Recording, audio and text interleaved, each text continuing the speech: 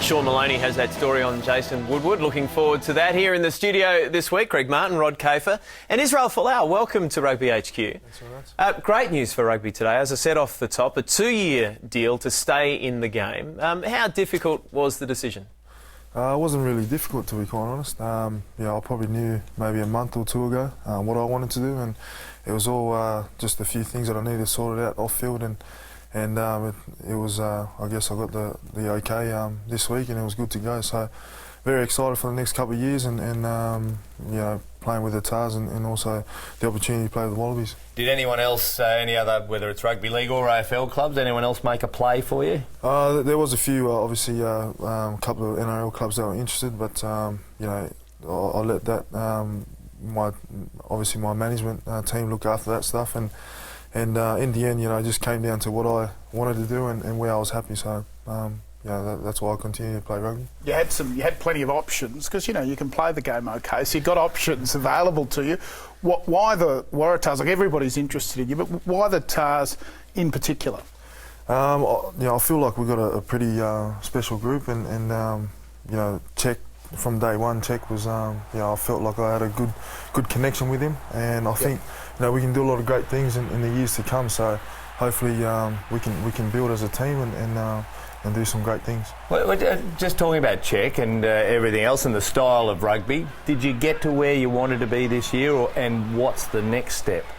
I think as a group we can be happy with the season, but I think we can do a lot better than where we were this year, and that's probably the goal for next year, and going that step further and trying to improve ourselves. I can remember that crossfield kick there. I reckon that was week 7 or 8, and I thought, why has it taken them so long to realise what the Broncos, what the Queensland Origin, what the Storm had always known? You're quiet. Do you ever talk up and go, guys, and same with the Wallabies, can you give me the ball a bit more? I'll go around through the group and talk to the individual players, and that's over time that'll come with the partnerships and combinations that we have. But that's probably something that I personally need to stand up and work on, as well as being a bit more vocal in that area, and maybe demanding a few things to try and improve my game. Was there a time in the season where you thought, no, this is it for me, I really want to stay in this game? Can you pinpoint a moment in the year?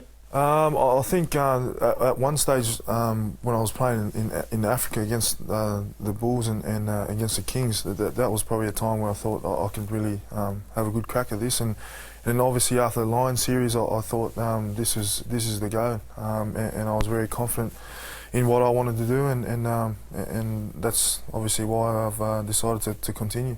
Marty, you mentioned crossfield kicking, and we've spoken a little bit about it off camera from time to time. We've seen, Israel have some great moments with the Wallabies, and we've spoken a lot about the Wallabies getting out of their own defensive end. Why not this? We've got a right foot kicker at 10, a right winger who beats everybody else in the air, contestable kick on halfway.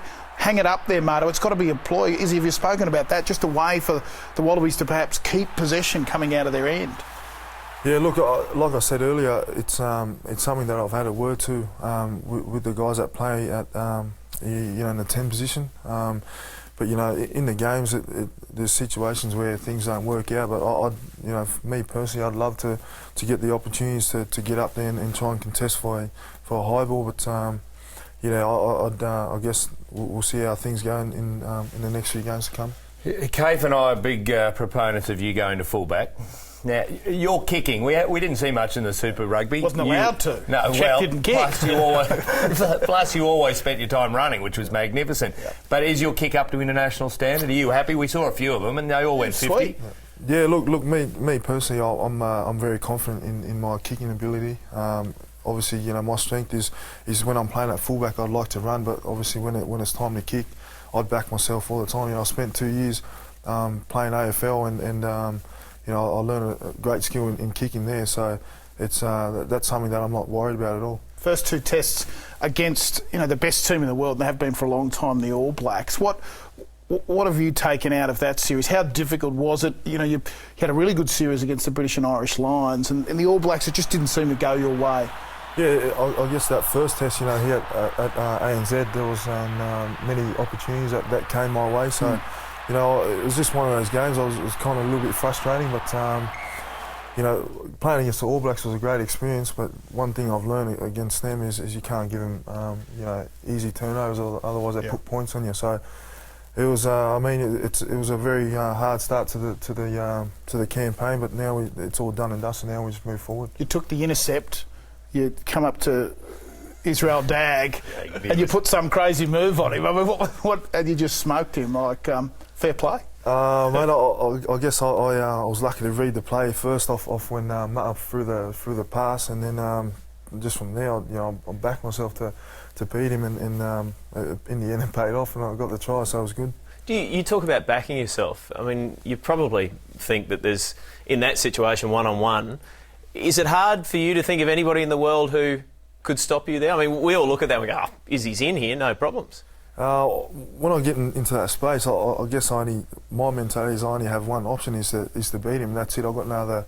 That's just the way I think, maybe. And so, you know, I do most things on my instinct and that's and how I feel. And so, yeah. Look, I guess that's the way I play footy. And when I get in the space, you know, I back myself to do that. Seems to be working okay. It's quietly. Keep it up. I'm wondering, do you ever see a look in the defender's eyes where they're looking at you and thinking, oh, hang on, I know what's going to happen here? Because to us it seemed like he knew exactly what was going to happen. But the problem is they know that he can step right, but also he's so fast he can beat them on the left as well.